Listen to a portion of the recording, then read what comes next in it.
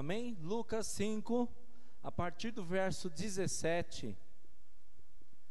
Na minha Bíblia tem um subtítulo dizendo assim: a cura de um paralítico.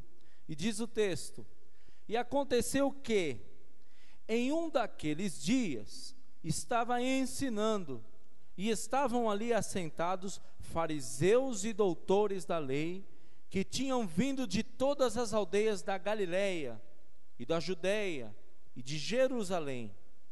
E a virtude do Senhor estava com ele para curar. E eis que uns homens transportaram numa cama um homem que estava paralítico, e procuravam fazê-lo entrar e pô-lo diante dele. E não achando por onde o pudessem levar, por causa da multidão, subiram ao telhado, e por entre as telhas o baixaram com a cama até ao meio, diante de Jesus. E vendo-lhes a fé, Jesus disse ao paralítico: homem, os teus pecados te são perdoados. E os escribas e os fariseus começaram a arrazoar, dizendo: quem é este que diz blasfêmias? Quem pode perdoar pecados, senão Deus? Jesus, porém, conhecendo os seus pensamentos, respondeu e disse-lhes: que arrazoais em vosso coração? Qual é mais fácil, dizer: os teus pecados te são perdoados, ou dizer: levanta-te e anda? Ora, para que saibais que o Filho do Homem tem sobre a terra poder para perdoar pecados, disse ao paralítico: eu te digo, levanta-te, toma a tua cama e vai para a tua casa.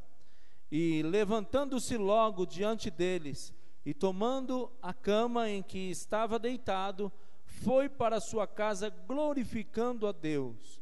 E todos ficaram maravilhados, e glorificaram a Deus, e ficaram cheios de temor, dizendo: hoje vimos prodígios.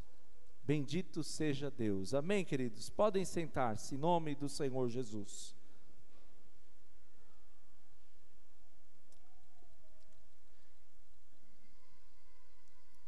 Meus irmãos, todas as vezes que eu olho para esse texto, o meu coração fica contrito, eu fico me perguntando, eu faço uma introspectiva.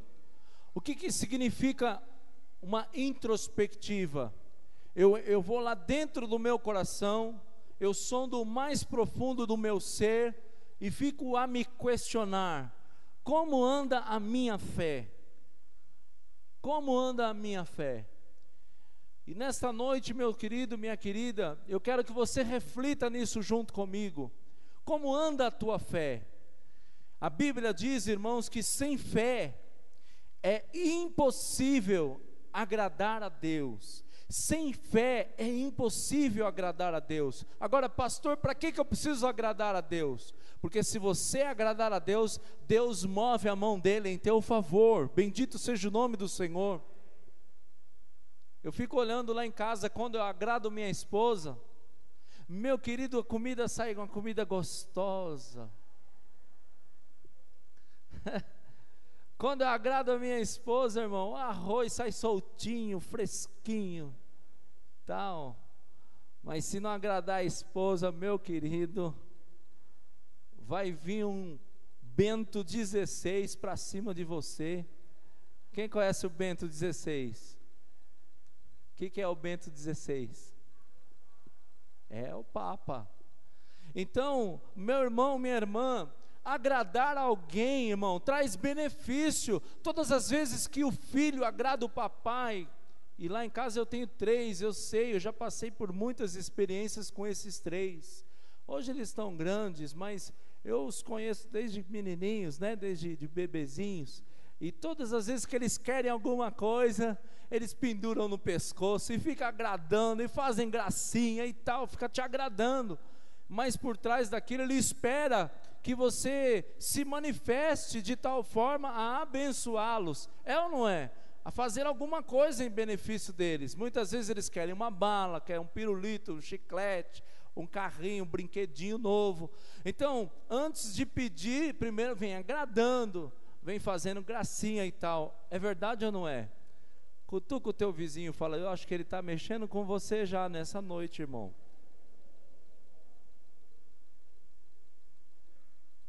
Sabe por que eu estou mexendo com você? Para te explicar, muitas vezes a gente não consegue algo do Senhor, o nosso Deus, porque nós não temos o hábito de agradar a Deus. A gente quer agradar o patrão, não é? Quando o patrão fala para fazer alguma coisa, a gente sai correndo e vai agradar o patrão, porque a gente quer aumento salarial.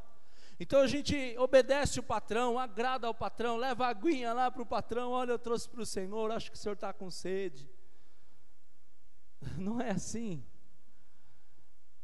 A gente agrada, irmãos, muitas pessoas. No nosso dia a dia a gente agrada uma série de pessoas, porque a gente espera que através daquele agradozinho venha alguma coisa em nosso benefício. Mas, meu querido, minha querida, nós deixamos de entender muitas vezes que se nós em primeiro lugar agradarmos o nosso Deus vai mover a mão dele sobre a nossa vida. E, meu querido, não haverá nada nesse mundo que não seja possível a você. Bendito seja o nome do Senhor. Todas as vezes que você agrada ao teu Criador, Ele escancara a janela do céu e derrama sobre a tua vida toda sorte de bênçãos espirituais e materiais. Você crê nisso, sim ou não, irmão?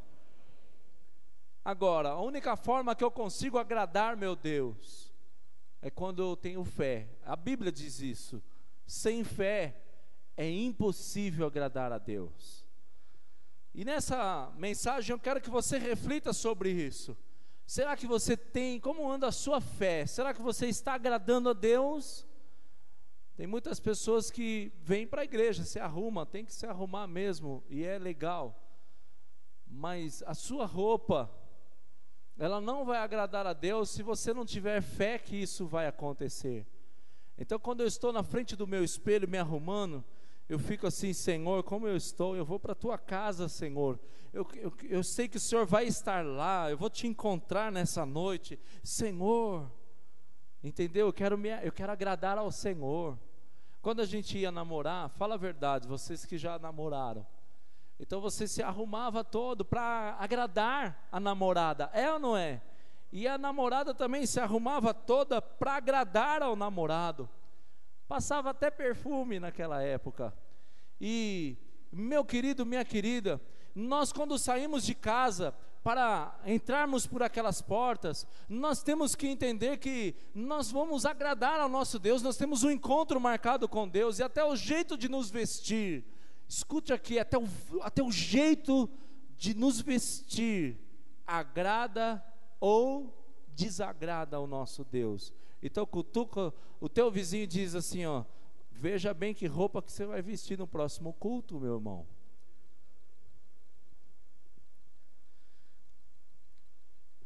Até a nossa roupa agrada ou desagrada o nosso Deus. E o Espírito Santo, Ele nos diz qual é a roupa certa, irmão. É só perguntar. Fique na frente do espelho e fala: Senhor, como estou? E o Espírito Santo fala: bota mais pano. Coloca mais tecido nisso daí. É ou não é? E aí você já vai saber qual é o tipo de roupa que agrada a Deus. Se é saia, se é calça, isso fica a teu critério. Mas tem que ser algo que agrada ao Senhor. Amém, irmão? Bendito seja o nome do Senhor. Tem que ser algo que chame a atenção do seu Deus. Ele veja: poxa, ela se preparou, ele se preparou para ter o encontro comigo. Então nós fazemos isso com fé. Eu sei que eu vou chegar lá e eu vou agradar o meu Deus. E aí então Deus, Ele fica alegre e Ele se manifesta na nossa vida. Nós vemos aqui, irmãos, que em um determinado momento, Jesus ele estava em Gadara. Gadara fica do outro lado do Rio Jordão, e hoje essa região, ela é chamada de Cisjordânia. A parte mais embaixo, em Moabe, chama-se Jordânia, e lá em cima Cisjordânia. Então Jesus foi para aquele lado. na região dos Gadarenos. Naquela época era chamado de Decápolis. Jesus estava lá por um motivo, ele queria consertar a vida de um homem endemoniado que tinha lá, um homem muito cheio de problemas. Mas quando Jesus completou a obra dele na vida do gadareno, a Bíblia diz que então ele foi para o outro lado do mar de Genezaré, ou do mar da Galileia. E quando você vai para o outro lado, você encontra uma cidade chamada Cafarnaum. Jesus morou em Cafarnaum. Jesus estava na casa que ele morava em Cafarnaum, um lugar que ele ficava bem próximo à casa da sogra de Pedro. E ali então Jesus, a Bíblia diz que ele estava ali ensinando. A casa de Jesus era muito frequentada, irmãos. A casa onde que Jesus ele morou, em Cafarnaum, era um lugar muito frequentado. As pessoas iam lá todos os dias, e elas iam lá com as mais diversas necessidades. As pessoas procuravam Jesus porque tinham necessidades, só que as necessidades dele eram as mais diversas. Você precisa entender, irmãos, que nós não procuramos Deus só nas necessidades financeiras, materiais. Nós temos que procurar Jesus em toda e em qualquer necessidade, porque Ele está disposto a nos ajudar em qualquer que seja a nossa necessidade. Por exemplo, tinha um homem rico, e ele tinha dúvida de como é que ele poderia ser salvo. Então ele foi ter com Jesus de noite. Nicodemos: Senhor, como é que eu faço para ser salvo? Eu sei que tu és profeta e que ninguém opera. Jesus cortou logo aquele diálogo, toda aquela cerimônia, e disse: você precisa nascer de novo.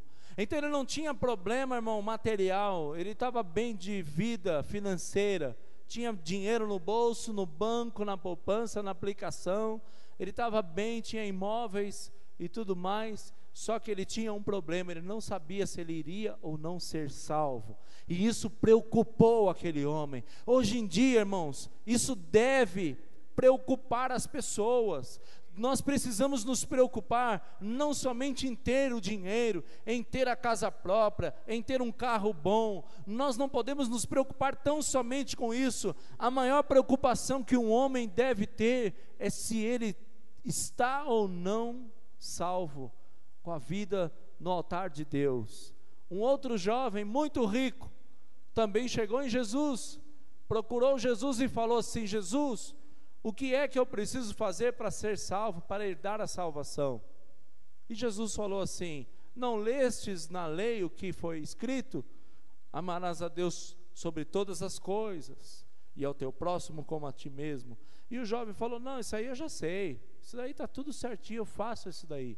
Então Jesus disse para ele: faça o seguinte, venda então tudo que você tem, dê para os pobres, e depois siga-me.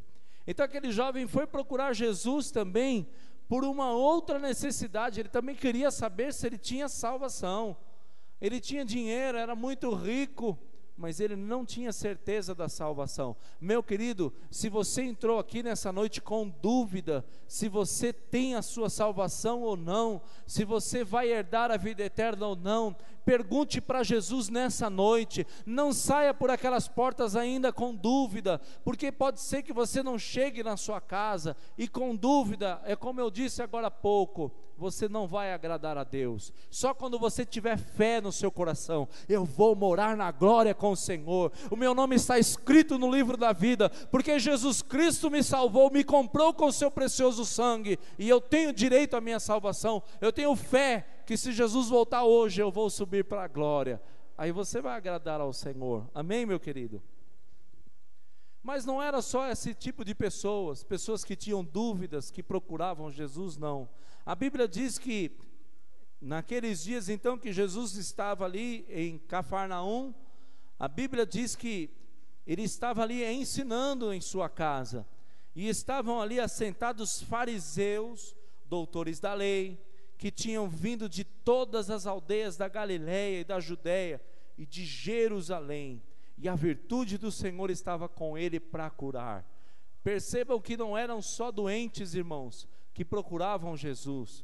Fariseus, escribas, doutores da lei, gente da alta sociedade, gente que estava com a vida boa, estavam tudo bem, mas eles, no fundo, eles sabiam que eles tinham alguma coisa ainda a ser resolvido na vida deles. Meu querido, é importante a gente colocar isso no nosso coração. Você pode ter tudo na sua vida, mas se você não tiver Jesus, é bom você se preocupar, é bom você colocar esse ponto de interrogação: será que eu vou, será que eu não vou? Ali estavam aquelas pessoas, todas ali para tentar descobrir o que era necessário fazer para herdar a vida eterna.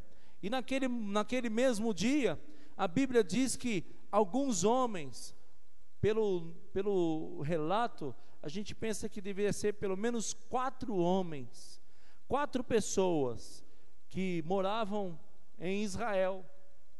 A Bíblia não fala em qual lugar eles moravam, mas eles moravam em Israel, e eles sabiam que Jesus tinha poder para fazer um milagre acontecer na vida de um amigo. Eles tinham fé daquilo, meus irmãos. Eles tinham fé que Jesus podia resolver o problema daquele amigo. A fé moveu o coração daqueles 4 homens. Eu fico tentando imaginar a cena, eles conversando: escuta, Jesus está em casa, ele já chegou lá de Gadara, já atravessou o mar, já desceu, o barco ficou lá na praia, está lá na praia lá, do mar da Galileia. Então Jesus já chegou em casa. Que tal se nós pegarmos o fulano e levarmos lá diante do Senhor? Que tal se nós fizermos isso? E o outro deve ter dito assim: rapaz, você sabe que vai ser uma boa mesmo? Nós vamos lá, levamos, e Deus vai resolver o problema dele. Afinal de contas, ele já foi nos médicos, afinal de contas, ele já se benzeu, afinal de contas, ele já fez simpatia, afinal de contas, já pagou promessa, já fez isso, já fez aquilo, nada está adiantando. Quem sabe se nós levarmos diante do único Deus, o Deus verdadeiro, será que não vai dar certo? E então eles ficaram alegres, o coração deles se encheu de alegria. É verdade, vamos fazer isso. Olha, nada nesse mundo está dando certo para ele, nada está resolvendo o problema dele, mas nós cremos num Deus verdadeiro, nós cremos num que está com a mão estendida para abençoar, e se nós nos esforçarmos, nós iremos conseguir que Deus venha resolver o problema dele. Amém, meu irmão? Aleluia! Meus queridos, eu sei que perto de você, perto da sua casa, existe alguém que está paralítico. Eu sei que lá perto da sua casa, irmão, existe alguém que tem um problema, que tem uma dificuldade, alguém que está passando por uma grande tribulação, alguém, meu querido e minha querida irmã, que já tentou várias coisas na vida, já foi para o esoterismo, já acendeu incenso, já acendeu, além de incenso, tem um outro negócio assim desse tamanho, eu me esqueço o nome daquilo lá, mas já acendeu aquilo lá também, e já acendeu vela normal, vela vermelha, vela azul, vela cor-de-rosa, vela roxa, vela preta, já acendeu vela de 7 dias, cutuca o teu vizinho e fala: meu irmão, ele te viu naquele dia lá, hein? Fala para ele.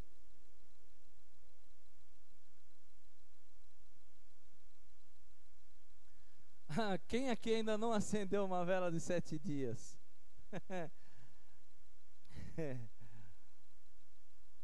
Já fez isso, já fez aquilo, mas olha aí, ó, continua com o problema. Eu sei, meu querido, que lá perto de você, na sua vizinhança, tem alguém, irmão, que está passando por uma luta, por uma prova, por uma tribulação, por um problema difícil, mas não vai ser vela, querido, não vai ser incensozinho, não vai ser, sabe, um passe, não vai ser isso ou aquilo que vai resolver. Pode ver que ainda continua lá do mesmo jeito. A única pessoa na face da terra, no universo todo, que tem poder para fazer alguma coisa pela vida desse teu amigo, desse teu parente, desse teu conhecido, esse alguém chama-se Jesus Cristo de Nazaré.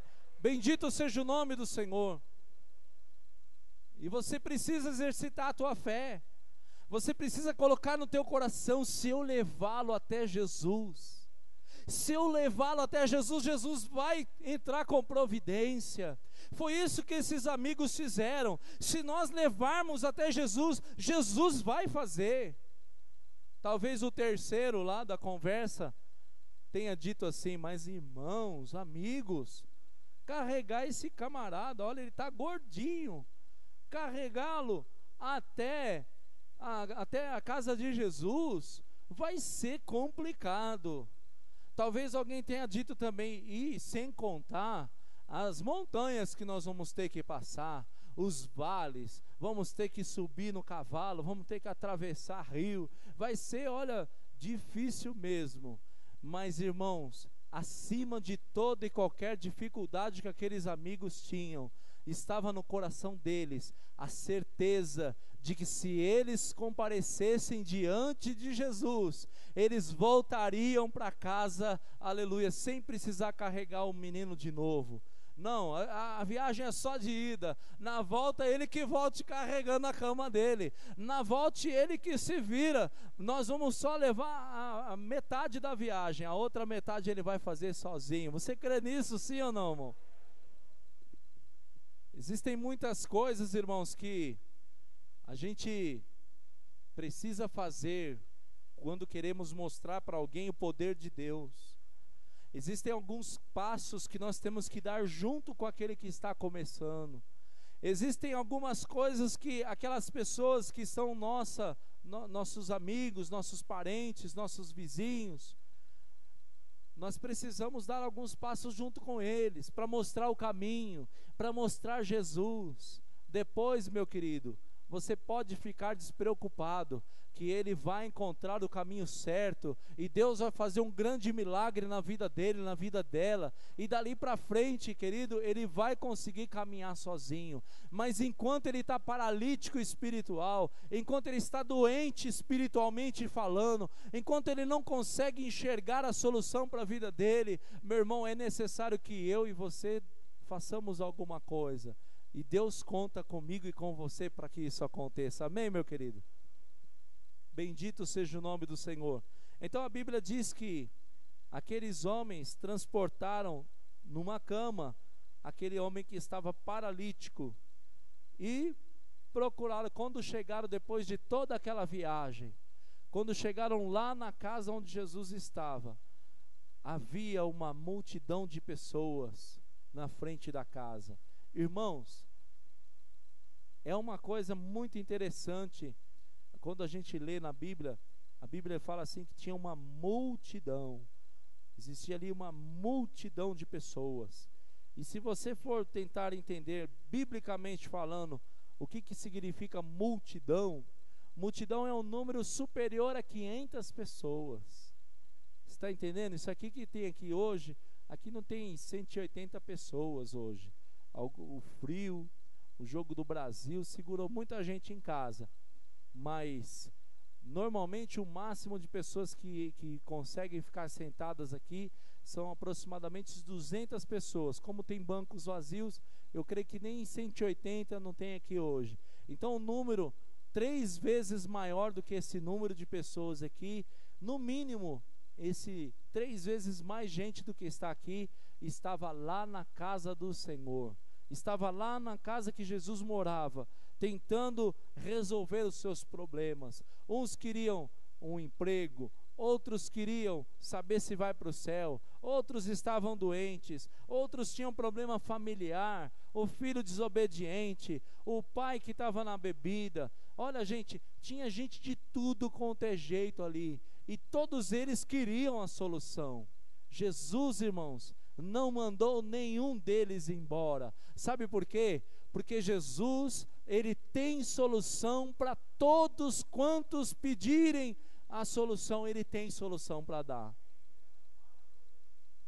Até mesmo os escribas e fariseus, que eram inimigos declarados de Jesus, Jesus não mandou que eles fossem embora. Jesus falou: não, senta aí, ouve um pouco, eu quero salvar a vida de vocês também, pode sentar, fiquem à vontade. Porque Jesus, irmãos, ele tem um coração muito grande, Ele ama todos nós de uma mesma forma. Ele ama toda a humanidade de uma mesma forma. Ele quer cada um de nós que está aqui nessa noite. Ele quer você lá no céu junto com Ele quando Ele vier buscar a igreja. Você crê nisso, sim ou não, querido? Bendito seja Deus. E a Bíblia diz, irmãos, que então, quando eles chegaram lá não achando por onde colocar o amigo, eles não sabiam aonde é que eles iriam colocar aquele monte, 500 pessoas na porta da casa lá, como é que iriam passar no meio de 500 pessoas, com um homem e uma maca. Então, eu acho que eles deixaram a maca no chão, começaram a olhar um para o outro, e falaram assim: poxa, rapaz, caminhamos tanto, carregamos esse peso aí, ele tá gordinho assim, ó, porque não consegue andar, fazer exercício, né? Então não queima as calorias. E agora tá aí, andamos tanto, carregamos tanto, mas não vai dar certo. Tem muita gente na porta, tem muitas pessoas ali, não dá para entrar. Não vai dar para colocá-lo lá. Jesus não vai poder se manifestar na vida deles. E a Bíblia diz, irmãos, que então eles não aceitaram essa situação. Muitas pessoas desistem fácil, irmãos. Muitos desistem logo no primeiro obstáculo. Tentam levar o marido para a igreja, aí o marido fala assim: eu não vou lá para dar o meu dinheiro para o pastor. Não é? Eu não vou lá para ficar naquela carolice toda, não. Eu não vou lá. Eu não vou lá porque eu não me simpatizo com isso daí. Isso aí é muito bobeira. É muita bobeira ficar lá gritando com a mão erguida, falando glória a Deus. Eu não compactuo com isso. Eu não vou lá não. Aí a mulher pega e vira assim para os filhos, fala assim: eu tentei. Ele não quer, que Deus tenha misericórdia dele. E já desiste na primeira. Cutuca uma mulher bonita do seu lado aí, porque as que estão aqui são todas bonitas, as feias é que faltaram. Então cutuca ela e diz para ela assim, fala assim: ele está mexendo com você, mulher.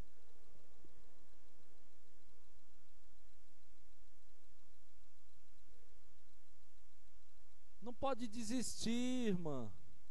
Não pode desistir do maridão, não. Não pode desistir do seu marido. Ele vai ser um obreiro também na casa do Senhor. Vai pregar a palavra de Deus. Ele vai entender que Deus colocou ele aqui nessa terra para ser um adorador. Deus procura os verdadeiros adoradores, que o adoram em espírito e em verdade. Você crê nisso, sim ou não? Então não desiste dele, não. Aqueles amigos lá viram aquela grande parede de pessoas. Viram ali que existiam muitas pessoas ali que estavam querendo, não é, atrapalhar eles que viajaram de tão distante. Aquilo lá tudo queria atrapalhar que eles conseguissem colocar o amigo diante de Jesus. Mas eles não desistiram. Eles continuaram crendo que se eles estavam ali, eles não sairiam sem a vitória. Louvado e bendito seja o nome do Senhor.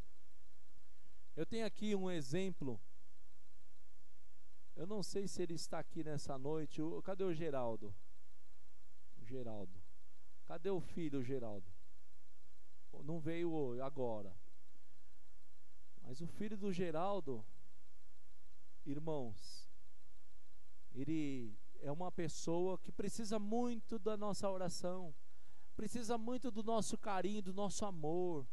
É uma pessoa que está precisando muito do nosso abraço. Quando vocês verem o filho do Geraldo entrar por aquela porta, abrace esse jovem, dê carinho a ele, dê palavras de incentivo, porque ele precisa. Eu passei pelo que ele passou também, né, Geraldo? Já passou, né? Em nome do Senhor Jesus. E eu sei que o que eu precisava não era de palavras pesadas. Eu não precisava ouvir seu drogado, seu inútil, seu isso, seu... Não era isso que eu precisava. Eu precisava ouvir assim: Jesus te ama, você é importante. É isso que eu precisava ouvir. Vocês estão entendendo, sim ou não? Então o que é necessário? É necessário, irmãos, que façam como a Maria fez. a irmã Maria do José, a Maria do Samuel, junto com a irmã Rosa, e eu não sei se mais algumas irmãs aí, o Adilson, eles entenderam: vamos levar o filho do Geraldo diante de Jesus, porque se nós levarmos, então Jesus vai fazer uma obra na vida desse jovem, e ele vai ser liberto dos problemas. Deus vai tirar todo vício, toda droga, tudo aquilo que não presta na vida desse jovem, e ele vai ser restaurado.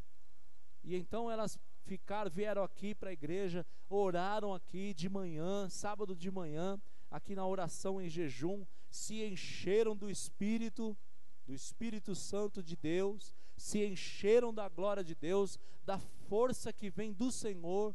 E então elas foram lá para a casa do Geraldo, bateram na porta e falaram assim: nós viemos aqui para apresentar uma solução. A solução chama-se Jesus Cristo de Nazaré. Ele é o único que pode trazer a solução. E apresentaram o plano da salvação para o jovem. E a Bíblia diz, e o relato que eles falaram, que elas disseram, é que ele aceitou Jesus como Senhor e Salvador. Hoje ele esteve já aqui na igreja pela manhã, participou da classe dos jovens ali e recebeu uma grande mensagem, que eu tenho certeza que está ainda lá no coraçãozinho dele, mas ele não veio agora à noite. A gente tem que entender que é um processo e nós não podemos desistir. Afinal de contas, o texto que eu li aqui mostra que aqueles moços, aqueles jovens amigos, olharam lá e havia dificuldade. Havia uma multidão, 500 pessoas fechando a porta. Mas o que aconteceu? Eles não voltaram para casa. Eles não desistiram. Eles não voltaram atrás. Não. Se não deu para ir pela frente, eles deram a volta na casa, subiram em cima do telhado, tiraram as telhas e colocaram o jovem lá. Você está entendendo, sim ou não, meu irmão? Olha, sempre vai ter outra saída. Se não der por aqui, você vai pela esquerda. Saída pela esquerda. Amém, irmão? Que nem o leão da montanha. Saída pela esquerda e Deus vai sempre te dar uma saída. Meu irmão, nunca jamais Deus vai te dar um fardo maior do que você possa suportar.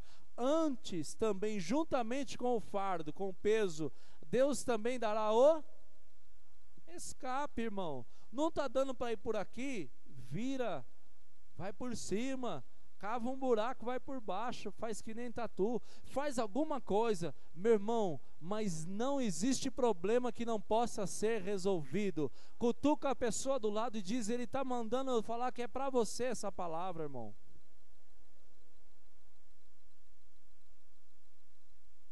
Não existe problema que não possa ser resolvido, meu querido. Não existe dificuldade que não possa ser resolvida. Meu irmão, não importa. Esse moço aqui, ele era aleijado, um coxo. Mas o filho do Geraldo tinha outro problema. O teu marido tem outro, o teu filho tem outro, o teu vizinho tem outro. Não importa qual é o problema, você tem uma saída, e essa saída está no Senhor Jesus. Faça alguma coisa, meu querido. Não cruze os seus braços. Apresente Jesus para essa pessoa. Apresente Jesus para alguém que está lá no seu trabalho. Porque eu tenho certeza que se você fizer isso, você vai ver a glória de Deus se manifestar sobre a sua vida. Amém, irmãos? Bem, a Bíblia diz então que aqueles jovens subiram lá e começaram a baixar a cama. Tenta imaginar a cena, meu irmão. Um grupo de pessoas lá dentro da casa. De repente as telhas começam a sair assim, e uma cama vai descendo lá. Aí, a Bíblia diz aqui, irmãos, que Jesus, isso está escrito aqui no versículo 20, e vendo-lhes a fé. Vendo-lhes a fé. Você sabia que fé dá para ser vista? Sentimento não. Sentimento não. Ah, eu acho que vai dar certo. Quando uma pessoa fala assim: ah, eu acho que a minha vida vai melhorar. O que você pensa quando você ouve isso de uma pessoa?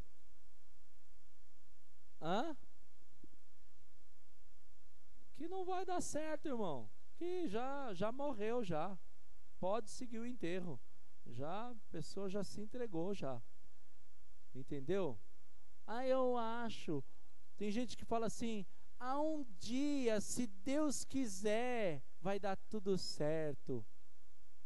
Um dia. E ficam falando isso daí. Se eu ouço uma pessoa falar isso daí, eu falo assim: minha filha, isso daí para mim não chega nem na esquina. Desse jeito você não chega nem na esquina, não é? Mas Jesus, irmãos, ele viu a fé. Por quê? Porque aquela fé ela é demonstrada através de atitude. Quem tem fé tem atitude, não é sentimento. Sentimento é acho. Eu acho que. Então isso é sentimento. Você está achando, você está sentindo que se um dia Deus quiser, Ele vai fazer. Mas quem tem fé não, quem tem fé tem atitude. Eu ouvi a palavra de domingo à noite, e Deus vai me abrir uma porta de emprego amanhã. Então quando for 5 horas da manhã, o meu relógio despertador vai despertar, e eu vou colocar a minha melhor roupa, e eu vou tomar aquele banho, vou pôr a melhor roupa, e vou sair com a minha carteira de trabalho, e eu vou voltar para minha casa com a carteira de trabalho assinada em nome de Jesus. Isso é atitude, irmão. É atitude. Isso é atitude.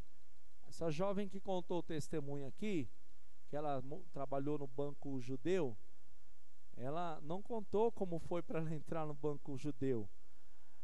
Para ela entrar no banco judeu, meus queridos, nós precisamos acordar algumas madrugadas, não foi, Jussara?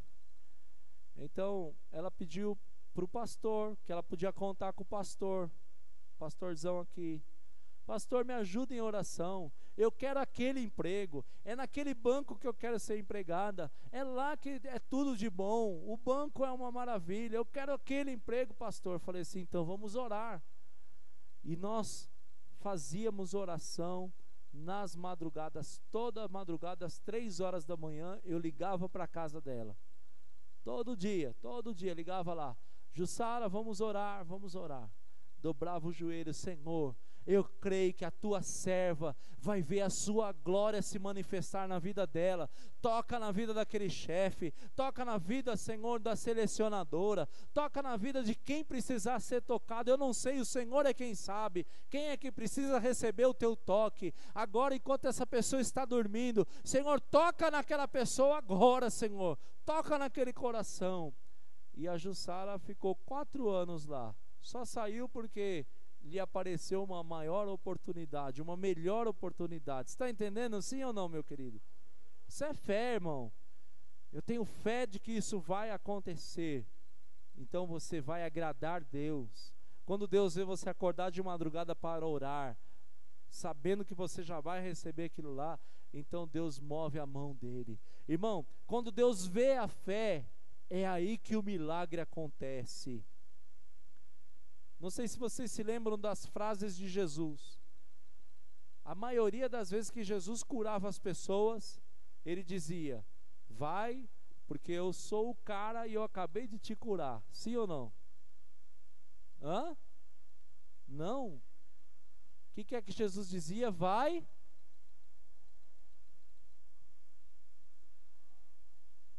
Então a Bíblia diz aqui no versículo 20: e vendo-lhes a fé, Jesus disse ao paralítico: homem, os teus pecados estão perdoados. Aí muitas pessoas podem pensar assim: o que tem a ver perdão com pecado? Irmãos, sabiam que muitas das doenças, muitas das enfermidades, muitos dos problemas que a gente tem em nossas vidas são decorrentes de pecado? Sim ou não, querido? Muitos, não são todos. Não vamos aqui também querer atribuir tudo ao pecado, tudo ao diabo. Irmão, tem coisa que é natural, da natureza. A pessoa nasce, vive alguns anos e morre. aí foi o diabo que matou, né? Não foi, não. Então tem coisa que, tem uns que morrem morte natural, outros morrem de doença, outros morrem de tiro, outros morrem de acidente, enfim, cada um vai morrer de um jeito. Pedro, por exemplo, morreu crucificado de cabeça para baixo e jogaram fogo nele. Tiago, irmão de João, foi decapitado, passaram a espada na cabeça dele, a cabeça dele caiu no chão. Aquele que todo mundo diz que é um descrente, Tomé, que não tinha fé, ele morreu porque tiraram a pele dele. Tiraram a pele dele, irmão, depois jogaram ele dentro de uma panela de óleo fervendo. Entendeu? Então, são pessoas de Deus que morreram de formas inusitadas, que morreram de formas diferentes, não é? Daquelas que a gente está habituado. Então, meu querido, não pode falar assim, foi o diabo. Será que Deus iria deixar o diabo fazer tudo isso? Foi permissão de Deus. Cada um tem um dia para morrer e a forma de morrer. Mas muitas das coisas que acontecem em nossas vidas são em decorrência de pecado. Quer uma delas? Vou citar aqui. Eu li uma mensagem que chegou no meu e-mail de um homem que tem 33 anos e ele está no estado terminal de AIDS. Ele está no estado terminal de AIDS. E aí ele conta a história dele. Uma bela noite, ele saiu do emprego e foi com os amigos para um barzinho. Sabe aquele happy hour que todo mundo fala, né? O happy hour. Ele foi a um happy hour. E lá no happy hour, ele tomou uma cervejinha, tomou uma quentinha e tal e tal. Quando já tinha passado lá as horas da noite, ele foi dançar com uma, dançou com outra, e a esposa dele lá em casa, tadinha, preocupada com o marido. Coitado, tá trabalhando, coitado, tá fazendo hora extra. E ele lá no happy hour. E aí ele viu uma jovem lá da empresa, bonita, moça bonita, mas que levou ele, não é, para o motel. E lá no motel eles mantiveram uma relação sexual fora do casamento, que se chama adultério. Isso é pecado, sim ou não, irmãos? Sim. Agora, de repente os anos se passaram, ele voltou para casa muito triste, um peso na consciência. E agora? Quem poderá me defender? Mas o tempo passou, tal, e de repente no corpo dele começou a perceber algumas manchas, algumas coisas. E aí então ele foi no médico, o médico pediu um exame e apareceu HIV positivo. Está entendendo, sim ou não? Então o pecado gerou uma consequência, uma doença. Irmãos, todas essas doenças que você sabe que chama DST, doença sexualmente transmissível, são transmissíveis porque é o salário do pecado. O salário do pecado é a morte. Tem muitas doenças sexualmente transmissíveis. A mais famosa é a AIDS, mas tem muitas, inúmeras doenças aí. E aquele que se arrisca a pecar recebe em seu corpo o salário do pecado. Esse homem aqui, a Bíblia não diz o que é que ele fez para ficar paralítico, para ficar coxo. A Bíblia não diz, irmão. Quer ver outro pecado que leva à morte? A pessoa acha que tomar uns golinhos não tem nada a ver, né? E fica bebendo. Pega o carro, sai, vai lá e morre. Outro contrai uma enfermidade que se chama, dá lá no fígado, que é a cirrose, né? A cirrose. E morre de cirrose. Então, querido, outros fuma cigarro, fuma maconha, fuma crack, fuma mesclado, e não sabe que lá dentro tem um pulmão, né? E se esquece que lá dentro tem um pulmão, e esse pulmão está sendo detonado. Cada fumadinha é um ano de vida a menos. Cada tragadinha são algumas horas a menos de vida que a pessoa tem. Cada tragadinha é um dia menos no seu calendário. Você está entendendo, sim ou não, irmão? Isso é o salário do pecado. A Bíblia não fala o que é que esse homem tinha aqui, irmão, mas qual foi o pecado que ele cometeu. Mas ele tinha feito um pecado, porque Jesus, quando ele olha uma pessoa, ele não vê a pessoa como você está me vendo agora. Você está me vendo aqui de terno, gravata, mas você não sabe o que tem lá dentro de mim. Assim como eu também, quando olho para você, você é uma pessoa bonita, gente de Deus e tal, mas irmão, Jesus enxerga lá dentro. Deus está olhando o teu coração agora, Ele sabe o que está acontecendo dentro da tua vida. E muitas vezes, irmãos, o que Deus tem a fazer, o que Deus quer fazer na nossa vida, não é simplesmente trazer uma cura. Deus quer arrancar a raiz do problema. E a única forma, meu querido, de arrancar a raiz do problema da humanidade é se Ele tirar o pecado daquelas pessoas. Está entendendo, querido? E aí o que diz a Bíblia? Jesus então olhou, viu a fé moveu o coração de Jesus em favor daquele homem, mas a palavra que Jesus liberou foi essa: os teus pecados estão perdoados. Os teus pecados estão perdoados. A maior preocupação de Jesus, irmão, sempre foi essa, é perdoar o pecado. Foi por isso que ele subiu na cruz. A única coisa que Jesus pensou quando subiu na cruz foi em perdoar pecados. Foi através do sangue do Cordeiro, meu querido, que os nossos pecados são perdoados. Não é? Sem derramamento de sangue, não há remissão de pecados. Então o maior interesse de Deus sempre foi esse. O maior interesse do Senhor sempre foi esse: perdoar o seu pecado. Então fala para a pessoa do seu lado, diz assim: olha, você veio no lugar certo nessa noite, meu querido. Aleluia. Glória a Deus. Você veio no lugar certo nessa noite. A Bíblia diz que aqueles homens que estavam lá, fariseus, estavam dentro da casa de Jesus. Estavam dentro da casa de Jesus, atrapalhando a entrada e metendo o pau no que Jesus fazia. Jesus falou: os teus pecados estão perdoados. E eles ficavam lá entre eles: quem é esse que perdoa pecados?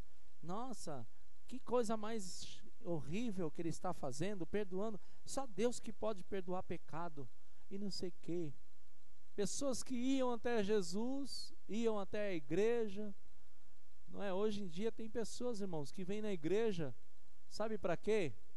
Só para criticar. Tem gente que vai à igreja só para falar mal. Só para falar mal. Que flor mais esquisita. Flor para combinar com aquele altar tinha que ser violeta. Aquela flor lá, toda fechada, não sei o quê.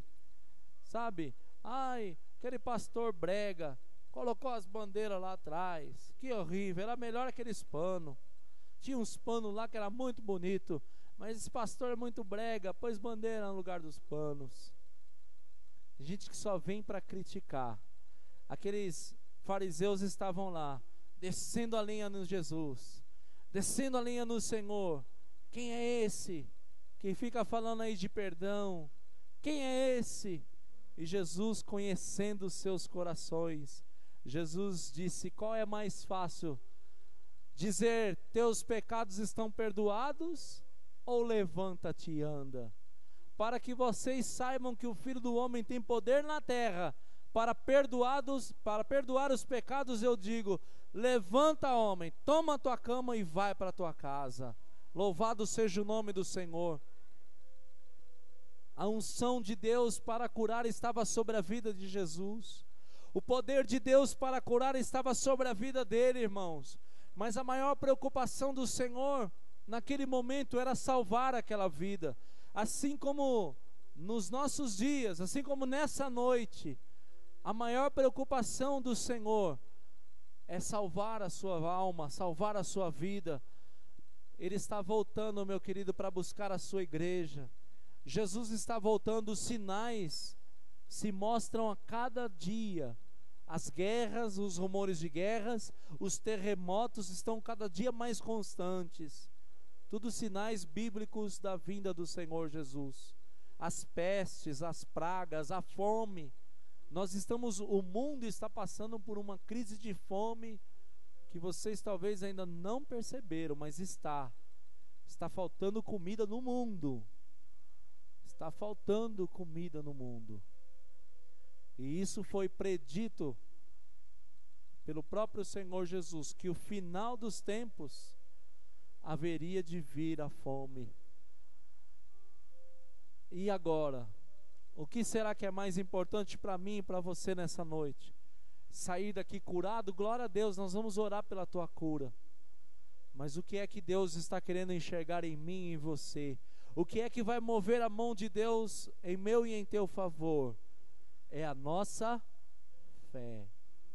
Sem fé é impossível agradar a Deus, irmão. Sem fé é impossível provar as maravilhas do Senhor. Sem fé é impossível ser salvo. E Ele quer salvar a sua vida nessa noite, amém? Bendito seja o nome do Senhor. Eu quero nesse momento então dizer a vocês que aquele homem, querido, levantou, pegou a cama e saiu dali correndo, alegre. Os amigos falaram assim: glória a Deus. Não porque ele estava curado, é porque eles não iam precisar carregar ele de volta para casa. Era pesado, rapaz. Eu estou brincando, é só para você acordar aí. Eles estavam dando glória a Deus, sabe por quê, irmãos? Nenhuma outra coisa havia dado solução para aquele homem. Nenhuma reza, nenhuma benza, nada, irmão. Nada, nenhuma figuinha, sabe? Nenhum colarzinho, nenhuma vela de 7 dias, nada deu certo para aquele homem. Nada deu certo. A única coisa que resolveu o problema daquele homem foi quando ele compareceu diante do Rei dos Reis, do Senhor dos Senhores. Bendito seja o nome do Senhor. Eu quero convidar você, aleluia, bendito seja o nome do Senhor. Amém, queridos? Vamos ficar de pé nesse momento em nome do Senhor Jesus. Como anda a sua fé? Será que a sua fé consegue mover montanhas? Será que a sua fé consegue, irmãos, tocar o coração de Deus nessa noite? Será que a sua fé consegue abrir uma porta de emprego? Será que a sua fé consegue curar o teu familiar? Libertar o teu vizinho das drogas? Será que a tua fé consegue libertar o teu marido da bebida alcoólica, da prostituição? Como anda a sua fé? Nessa noite, meu querido, eu quero pedir a você, exercite sua fé hoje. Fé não é sentimento, é atitude. Então tenha atitude hoje e ore ao Senhor. Senhor, eu preciso chegar em casa, eu vou pôr minha mão sobre o meu marido e ele vai ser liberto em nome do Senhor Jesus. Senhor, unja as minhas mãos, porque eu vou colocar minha mão sobre o meu filho e ele vai ser liberto em nome do Senhor Jesus. Senhor, unja os meus lábios, porque eu vou pregar para o meu vizinho e ele vai ser curado em nome do Senhor Jesus. Senhor, faça algo acontecer na minha vida. Comece a pedir para o Senhor nessa noite, meu querido. Comece a pedir ao Senhor nessa noite, em nome do Senhor Jesus. Ore ao seu Deus, mostre para Ele aonde é que está o teu problema, a tua